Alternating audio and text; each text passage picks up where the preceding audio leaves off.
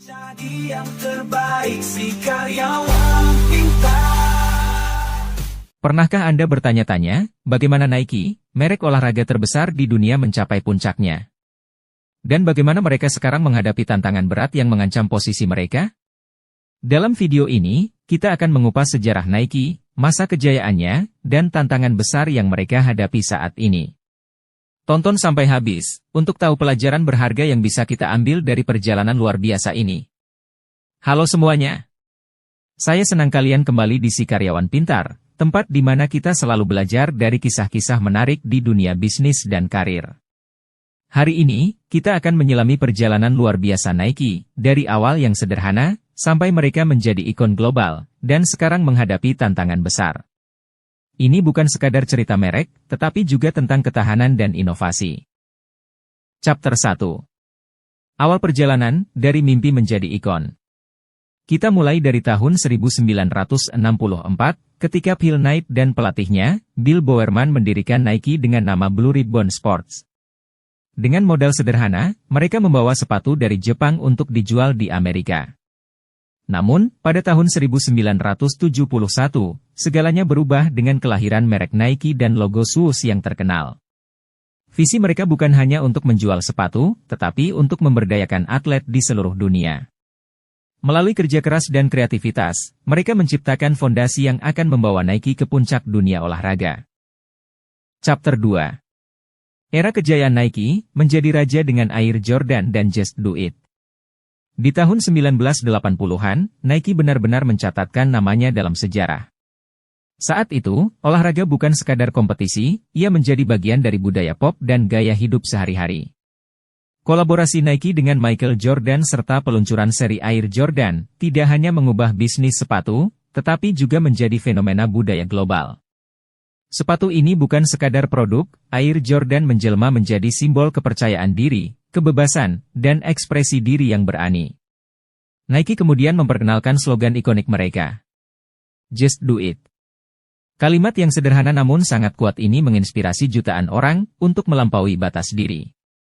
Dengan langkah besar ini, Nike berhasil meraih hati jutaan orang, bukan hanya sebagai produsen sepatu, tetapi juga sebagai sumber motivasi dan inspirasi.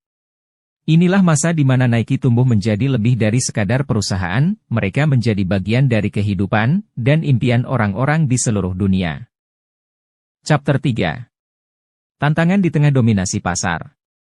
Namun, perjalanan Nike tidak selalu mulus. Di awal 2000-an, mereka mulai menghadapi persaingan ketat, terutama dari merek seperti Adidas yang juga mengembangkan teknologi sepatu baru. Pada saat yang sama, muncul generasi baru, yakni konsumen muda atau Gen Z, yang lebih kritis dan mencari gaya serta inovasi berbeda. Nike tetap bertahan dengan kekuatan nama dan inovasinya, tetapi di balik layar, tantangan mulai muncul. Pada tahun 2020, di bawah CEO John Donahoe, Nike meluncurkan strategi Direct to Consumer atau DTC, dengan tujuan memangkas biaya perantara dan memperkuat hubungan langsung dengan konsumen. Langkah ini awalnya menjanjikan, namun juga membawa risiko besar.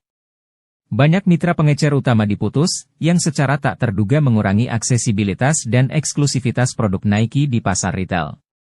Konsumen kini mulai mencari alternatif di merek lain, sementara beberapa pemegang saham bahkan menggugat Nike. Mereka merasa bahwa informasi awal tentang keberhasilan strategi ini, yang dinilai terlalu optimis, tidak menggambarkan risiko sebenarnya. Chapter 4. Tantangan dan harapan baru di bawah kepemimpinan baru. Setelah beberapa tahun penuh tantangan, Nike kini berada di persimpangan kritis. Saham mereka telah merosot hingga 25%, dan pendapatan mengalami penurunan tajam di kuartal terakhir. Di tengah tekanan dari merek-merek baru seperti Hoka dan On, yang sukses menarik generasi muda dengan desain inovatif dan kreatif, Nike menyadari pentingnya kembali menyelaraskan strategi mereka.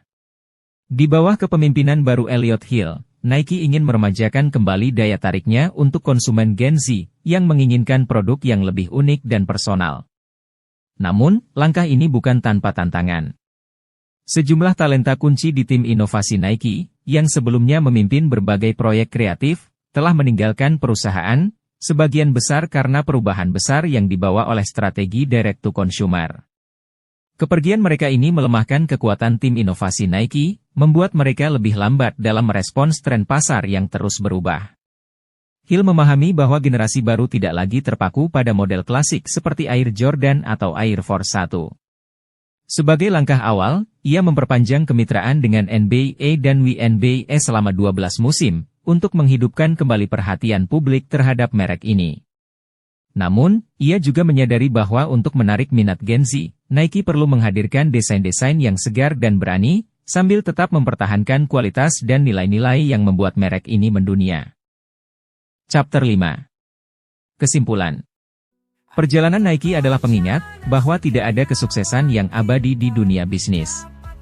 Kesuksesan Nike tidak lepas dari keberanian untuk berinovasi dan mengambil risiko, tetapi mereka juga menghadapi tantangan yang tidak bisa dihindari. Apa pelajaran pentingnya? Bisnis harus terus beradaptasi dengan perubahan pasar dan kebutuhan konsumen. Dalam kasus Nike, mereka punya kesempatan besar untuk kembali berjaya, namun perjalanan ini memerlukan strategi yang kuat dan pemahaman mendalam tentang pasar baru. Terima kasih sudah menonton Si Karyawan Pintar. Jika kisah Nike ini menginspirasi Anda, jangan lupa untuk like, komen, dan subscribe. Tulis pendapat Anda di kolom komentar. Apakah Nike bisa kembali berjaya di tengah persaingan ketat? Jika ada informasi yang menurut Anda kurang lengkap atau kurang tepat, jangan ragu untuk memberitahu kami di kolom komentar. Sampai jumpa di episode berikutnya, dan tetap cerdas.